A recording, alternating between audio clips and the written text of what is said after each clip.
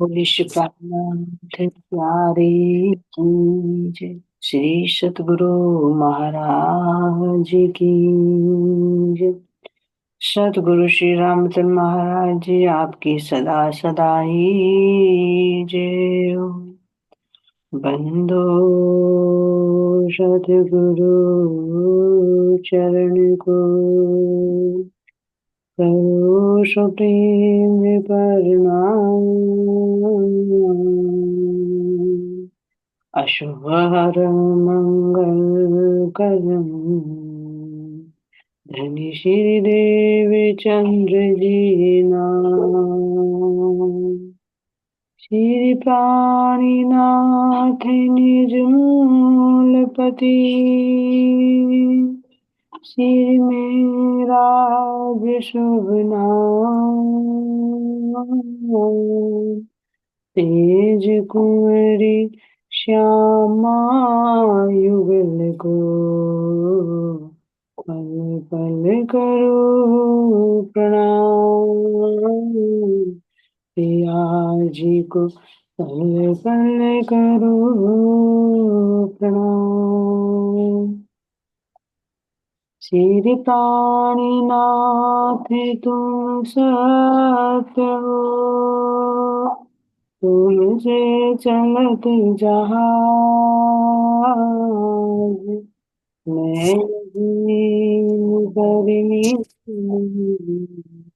बागरे की लाज, बागरे की लाज। बोले श्री प्राणनाथ प्यारे की, धाम के धनी की जय। कृष्ण कन्हैया लाल की। प्राणाधार प्यारे सुंदर साथ जी, आप सबके धाम हृदय में विराजित मेरे प्राण प्रियतम प्राण वल्लभ के नूरी चरणों में कोटि कोटि प्रेम प्रणाम। धाम धने के नूरी चरणों को ध्यान में करते हुए, के चरणों में विनती करते हुए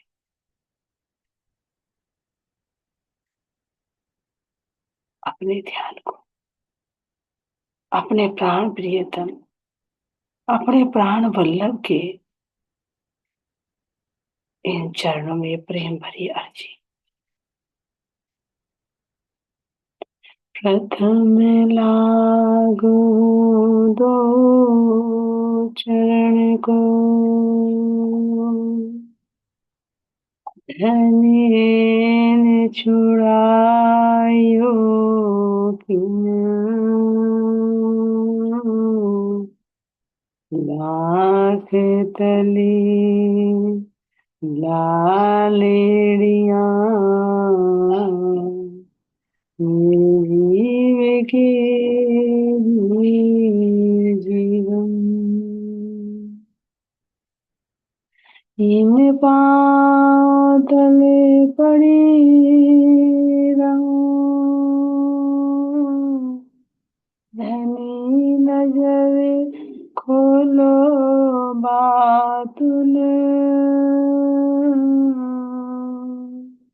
पलने वालो देखने पे जी के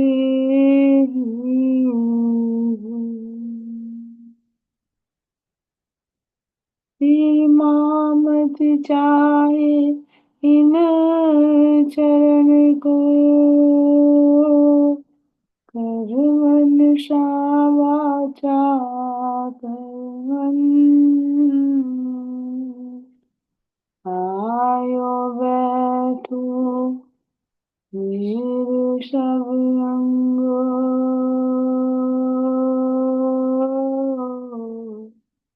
मेरे जीवन के ही जीवन।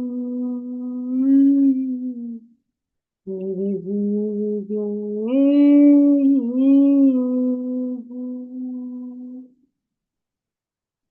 मेरे प्राण प्रियतम प्राण वल्लभ के नूरी चरण कमल अति कोमल, अति उज्जवल, लालिमा से भरपूर है। यही मेरे जीव के जीवन, यही मेरी आत्म के आधार है। ये मेरे प्राण प्रियतम, आपके इन नूरी चरणों को पकड़कर अपने दोनों हाथों से इन चरणों को पकड़कर मैं यही अर्जी करती हूँ कि मैं आपकी अंगना हूँ। मुझ अंगना को जागृत कर लीजिए और मेरे अत्यंत कोमल हृदय में आप अपने इन चरणों को विराजमान कर दीजिए। छाती मेरी कोमल और कोमल तुम्हारे चरण, भाषा करो दिन भर तुम सो निष्पत अरस्तन। हे मेरे प्राण प्रियतम, मैं आपके चरणों को ही पकड़ कर बैठी हूँ। हम सब आत्माएं गलबैया डालकर चारों तरफ से आपको घेर कर बैठी, बस यही अर्जी कि हम आत्मा को अब जागृत कर लीजिए। मैं जो सपन को देख रही हूँ, इस सपन को मैं सपन जानूं, और जो मेरा मूल अखंड तन है, अखंड घर है, अखंड संबंध है, उसको मैं सत्य जानूं।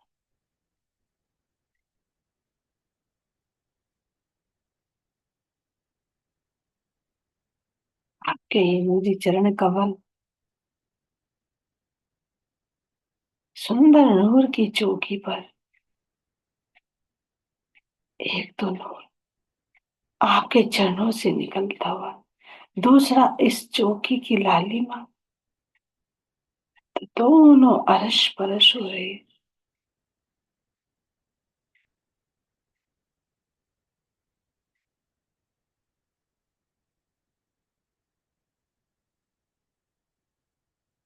के नूरी चरणों का ये अंगूठा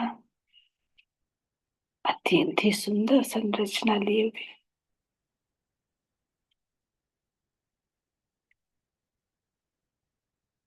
इसका सुंदर नख और नख से निकलता हुआ नूर, ये प्रकाश जो आकाश तक जाकर अपनी किरणों को फैला रहा है।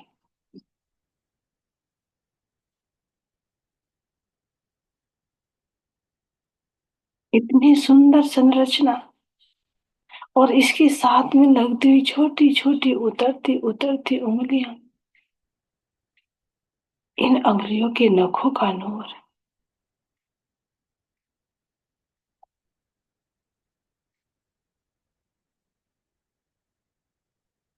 जिसका वर्णन नहीं किया जा सकता।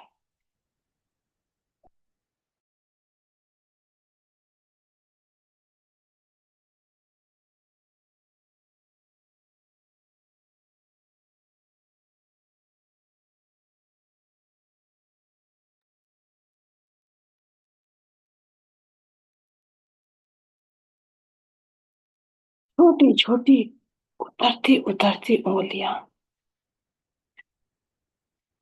सुंदर कांगरी की भांति कितनी प्यारी लग रही है।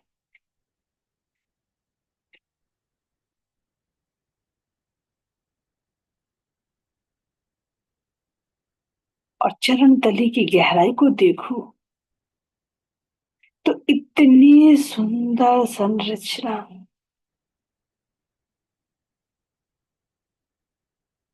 ये मेरे धाम धनी के चरण है।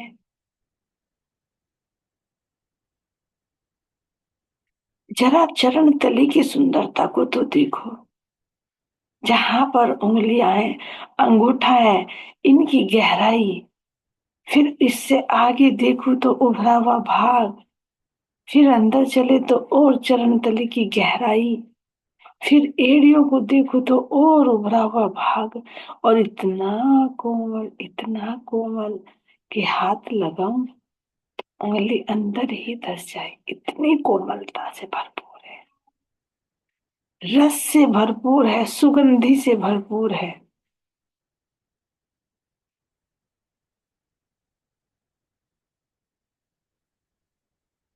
जो मेरे धाम धन्य का चरण कमल चौकी के ऊपर दृष्टिगोचर हो रहा है, इसके तो मैं ऊपर के भाग को देखूं।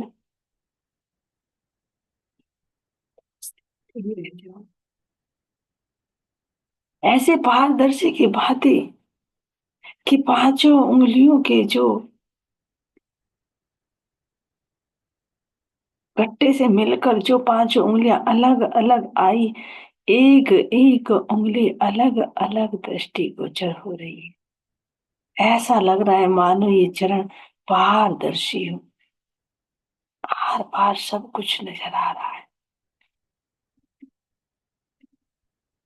और नीचे चरण तली को देखो तो दूसरे चरण कमल की इतनी सुंदर चरणों की ये तली, इतनी लालिमा से युक्त। क्यों लालिमा क्या है? आनंद, रस, और जो चरण तली, इस चरण तली में आई हुई गहराई, ये रेखाएं,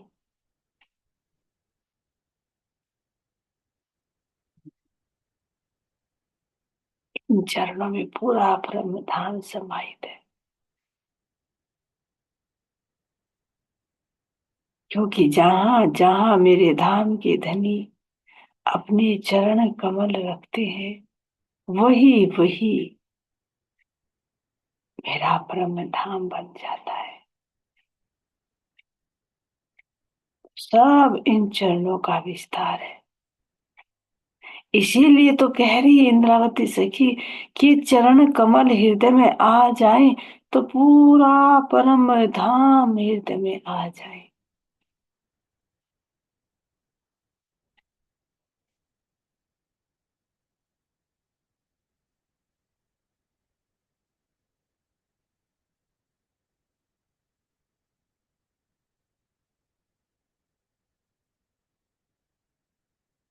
ये पांचों उंगलियां मेरे धनी के पांचों स्वरूपों का प्रतीक, पांचों शक्तियों का प्रतीक है।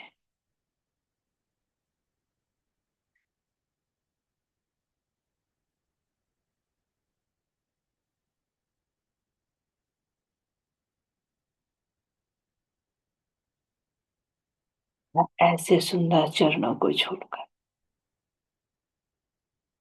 हम सूर्य कहाँ जाए? इन्हीं चरणों में बैठाकर धाम के धनी हमें ये अपने सत अंग का खेल दिखा रहे हैं।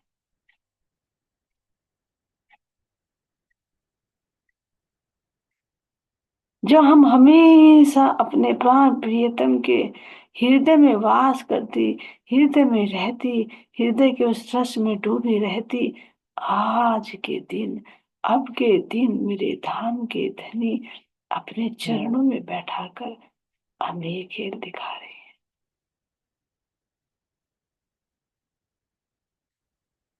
इसीलिए तो कह रहे हैं कि धनी के चरणों से माया निकली। क्यों निकली? क्योंकि उनके हुक्म से बनी हुई।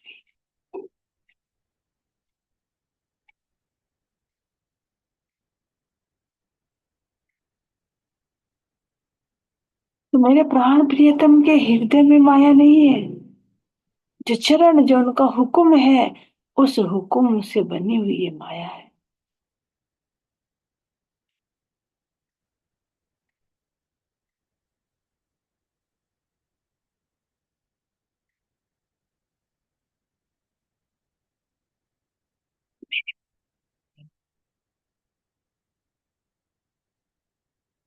जब अपने इन नूरी चरण कमलों को धीरे धीरे इस कोमल जिमी पर रखते हैं, तो ये जिमी भी आनंद से भरपूर हो जाती है।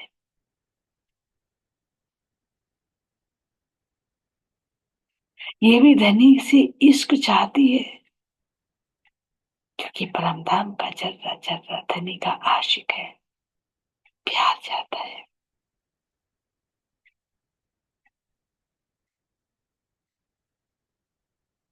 जब मेरे प्राणों के प्रियतम इस नूरमयी चौकी पर से चरण रखकर नीचे इस कमल के पुष्प पर रखते हैं, तो कमल का पुष्प भी इतना आनंदित होकर खिलने लगता है।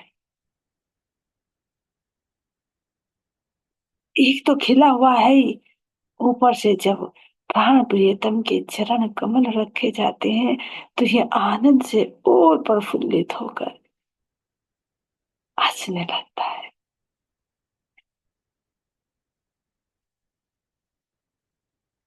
इस गिलम पर बिने हुए पुष्प सब उस आनंद की मस्ती में झूमने लगते हैं। इसलिए जिमी भी अपने आप को इतनी कोमल बना लेती है कि कहीं मेरे धाम धनी के चरण कमलों में कोई कष्ट ना हो जाए, कोई चुप ना जाए। इसलिए हर एक चीज, चाहे गिलम हो, चाहे इन मोल मिलावे की उतरती हुई सीढ़ियां हो, इन सीढ़ियों पर बिछी हुई गिलम हो,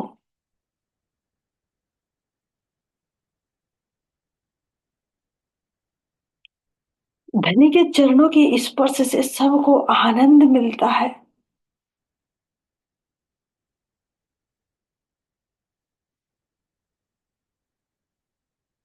इसीलिए तो मेरे धाम के धनी के चरणों में किसी पादुका का वर्णन नहीं है। क्यों नहीं?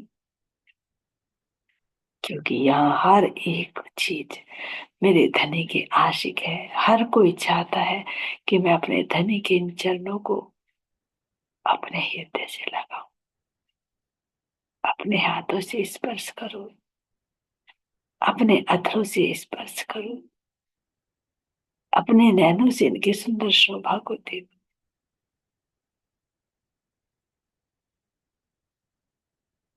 इसीलिए तो मेरे धाम के धनी जब अपने कोमल कोमल चरण कमल धीरे धीरे से रखते हैं, तो ये जीवी भी अत्यंत ही कोमल, तो एक तो कोमल है ही, ऊपर से और आनंद में इश्क में डूबकर और कोमल हो जाती है।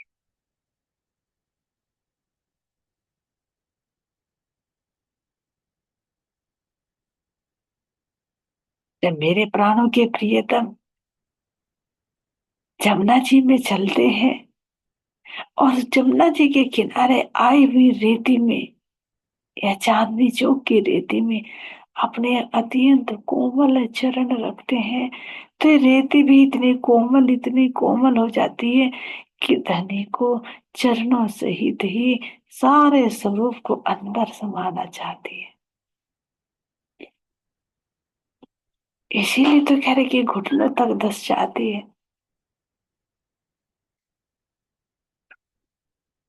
क्यों दब जाती है घुटनों तक? क्या राज्य महाराज जी संभाल नहीं पाते अपने आप को? ऐसी कैसी रहती है जो राज्य से भी ज्यादा बलशाली है? नहीं, ये रेती भी चेतन है। ये भी आनंद में इतनी गलित गाथ हो जाती है, इतना इनके अंदर इतना प्रेम उमड़ता है कि उमड़ उमड़ कर राज्य के पूरे स्वरूप को अपने अंदर समाहित कर लेना चाहती है। एक एक कण उस इश्क में डूबा हुआ, उस आनंद में डूबा हुआ, बस बढ़कर ये चाहते हैं कि धनी को पूर्ण रूप से अपने में समाहित कर ले।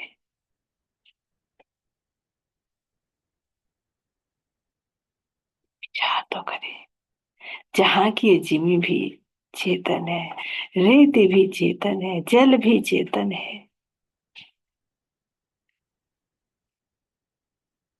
और हर चीज इश्क से लबालब भरी हुई है, तो कितना आनंद होगा।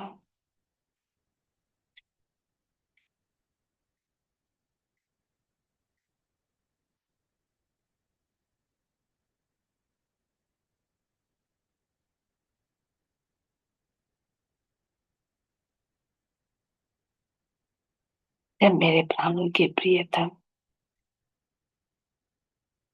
हरी हरी धूप पर चलते हैं, या अति अति प्यारे प्यारे चरण कमल कैसे संवार संवार कर रखते हैं, तो ये धूप भी कैसे खिलखिला उठती है, कैसे आनंद की मस्ती से झूमने लगती है। हवा के शीतल झोंके भी धीरे धीरे आते धनी के चरणों को स्पर्श करते हैं। चरणों में आई हुई आभूषण, झांझरी घुंघरी कावी और कड़ला, जब हवा का धीरे धीरे झोंका आता है, तो ये घुंघरू भी कैसे बज उठते हैं।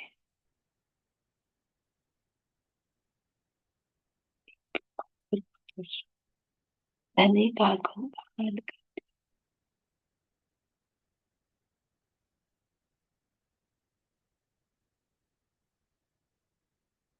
सके। जरा देखो तो सही अपने धाम धनी के इन चरणों को। चलिए धूप दलीचे की सुंदर शोभा को देखे, जहां पर दूर दूर तक खुली हुई दूब ही दूब के चौक नजर आ रहे हैं। कोई चौक हरा, कोई लालिमा से युक्त, कोई पीला, कोई नीला, और इस एक एक रंग में भी अनेक रंगों की आभा झलक रही है।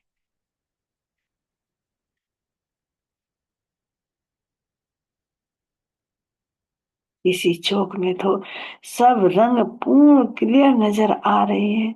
किसी में 10 रंग नजर आ रहे हैं, तो किसी में एक, तो किसी में दो,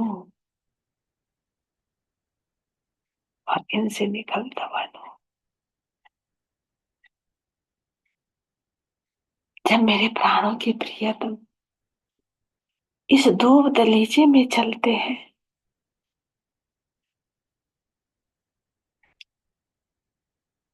धीरे धीरे अपने इन कोमल कोमल चरणों को जब इस धूप पर रखते हैं, तो ये धूप भी धनी की इस सुगंधि से पहले लहराने लगती है। जैसे ही सुखपाल पर विराजमान होकर मेरे प्राणों के प्रियतम इन चौकों में उतरते हैं, तो इन सुखपालों की आने वाली सुगंधित मतमस्त करने वाली वो हवा, और हवा के साथ में सुगंध, इसी के आतिश की आहट को सुनते ही ये धूप दलीचे किस प्रकार से मस्ती में लहराने लगते हैं। जो इनके बीच बीच में नहरें आई हुई है, इनका जल भी कैसे स्थिर होकर धनी को देखने लगता है। जो बने हुए फव्वारे आए हैं, इन फव्वारों का जल भी मानो स्तंभ रह जाता है, जब हमारे इन सुखपालों को देखते हैं। और जब ये सुखपाल धीरे से इस चौक में उतरता है, और प्राण प्रियतम, प्राण वल्लभ अपने नूरी अति कोमल चरणों को धीरे से इस सुखपाल से नीचे उतारते हैं, तो ये जिमी और कितने आनंद में हिलोरे लेने लगती है।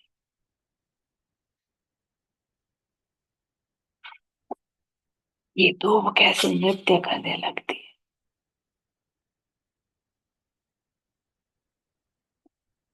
जो जहां है वही मस्ती में लहराने लगती है।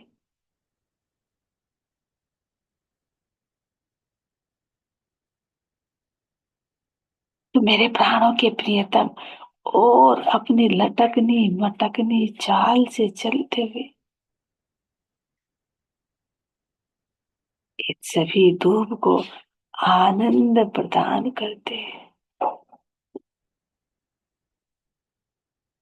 तो क्या जब मेरे धाम के धनी एक चौक में उतरते हैं, तो क्या उसी चौक के उसी धूप को आनंद मिलता है? नहीं। हर एक चौक की हर एक धूप को यही आभास होता है कि मेरे धाम के धनी ने अपने कोमल कोमल चरण हमारे ऊपर रख दिए। अद्वैत है। जो एक को आनंद मिलता है वो सबको मिलता रहता है।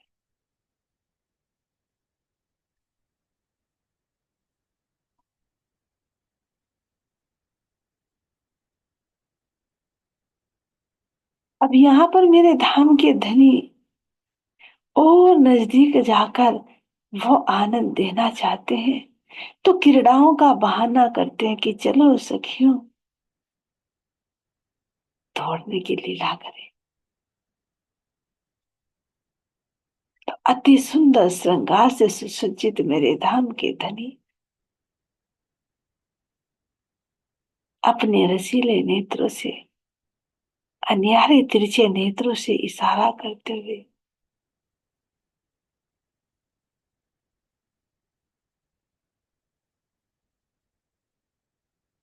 हम लोगों को कहते हैं, जरा पकड़ो तो सही। तो जैसे जैसे धाम के धनी दौड़ते रहते हैं, तो ये जो धूप है, इसको इतना आनंद मिलता है, इतना आनंद मिलता है, मानो ये भी हंसी में लोट पोट हो रही।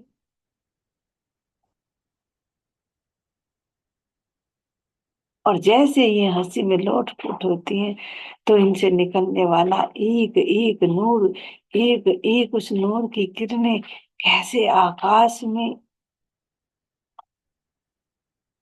तरंगित होती नजर आती है, मानो नूर ही में ही नूर खेल रहा हो। एक तो इन धूप से निकलता हुआ नूर, और दूसरा राज्य महाराज जी नूर स्वरूप है, और तीसरा मेरी श्यामा जी, और चौथे हम सब सखिया।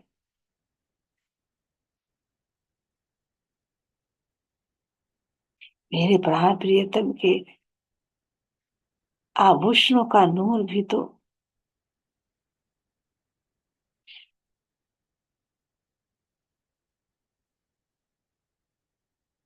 आनंद की मस्ती में मस्त।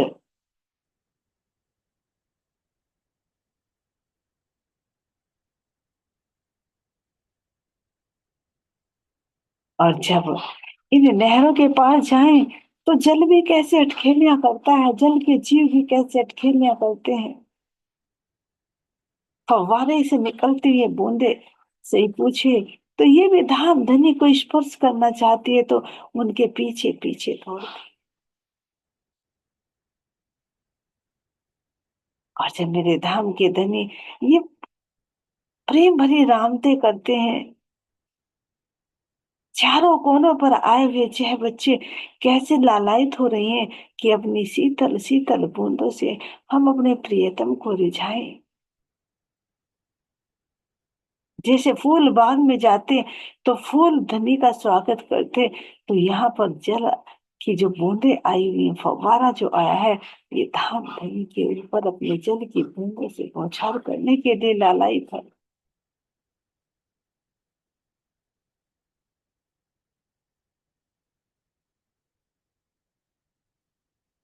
इस प्रकार प्रेम की मस्ती में मस्त होकर ये अपनी सीमा को तोड़कर कैसे जिधर धाम धनी दौड़ते हैं, उधर ये फव्वारे दौड़ लगाने लगते हैं, क्योंकि ये भी चेतन है, जल भी चेतन है।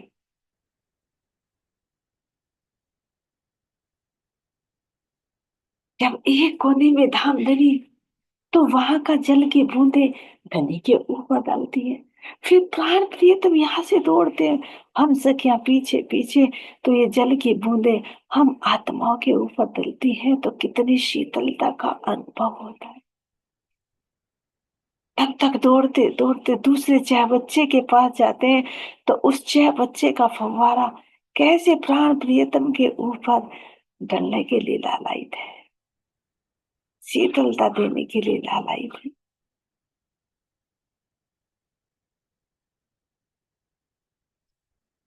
इसी प्रकार जब हाथ नहीं आते तो ये चारों कोनों के फव्वारे अपना कितना विशाल रूप ले लेते हैं और सारे के सारे प्राण प्रियतम के ऊपर डलने लगते हैं। चारों कोनों से निकलती हुई ये फव्वारे अपनी छोटी छोटी बूंदों को पूरे में बौछार करते हैं।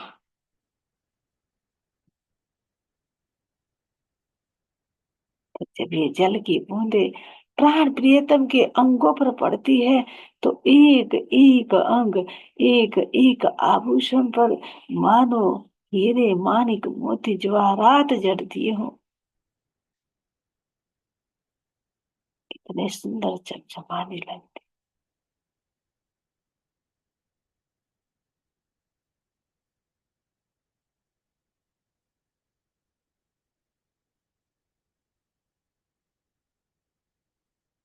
ये जल की बूंदे जब हम आत्माओं के ऊपर डलती है, तो हमारा भी कितना सुंदर श्रृंगार, मानो अभी अभी स्नान करके खड़े हुए। और यदि मैं इस धूप को देखूं तो कैसे चमचमाती हुई जल की बूंदे बिल्कुल ऐसे लग रही है मानो इनके ऊपर हीरे जड़ दिए हों, मोती जड़ दिए हों।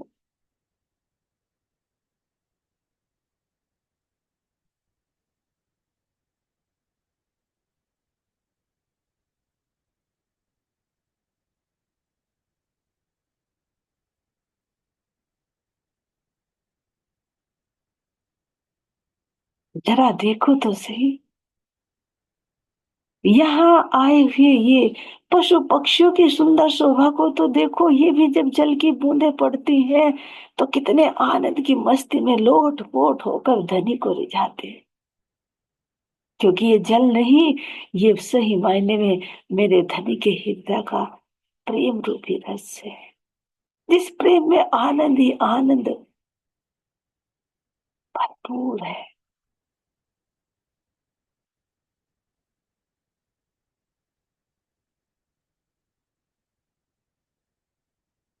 तो ये पशु पक्षी भी जब जल की बूंदें पड़ती हैं तो कोई ऊपर को मुंह करके उल्टा लेट जाता है,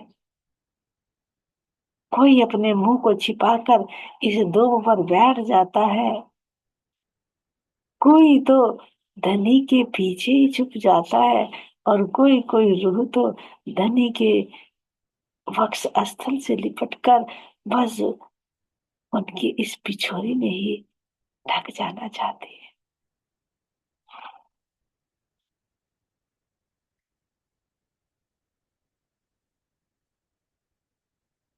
कोई सखी एक दूसरे से आलिंगन करके खड़ी हो गई, कोई झुरमुट बनाकर खड़ी हो गई, कोई सखी तो पीछे से आती और धामधनी के इन लटकते हुए केसों को ही ऊपर उठा लेती है। ये जल की बूंदे तो मेरे ऊपर ना पड़े, धनी के केसों का ही मैं छतरी बना लूं।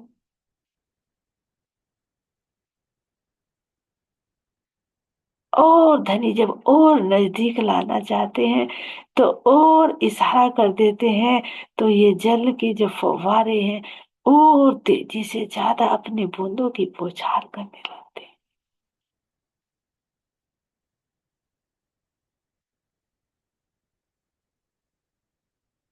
सब हम सब प्राण प्रियतम प्राण वल्लभ से आकर किस प्रकार चिपक जाते हैं।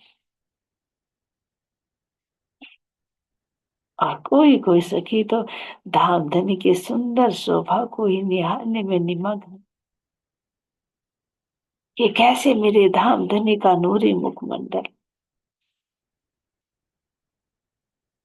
कैसे घुंघराले केश ऊपर से पड़ती हुई एक एक बूंद मेरे प्राण प्रियतम के शीश कमल सुंदर नूरी केसों से कैसे झिलमिला रहा है। और ऊपर से जब एक एक बूंद इन केशों पर पड़ रही है तो एक एक बूंद हीरे मोती की भांति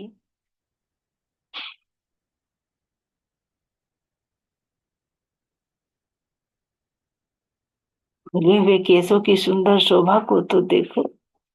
अपने धाम धनी के गोर वर्ण के मुखमंडल पर पड़ी हुई इन बूंदों को तो देखो, कैसे चमचमा रही है। मेरे धनी के गोर वर्ण के मुखमंडल के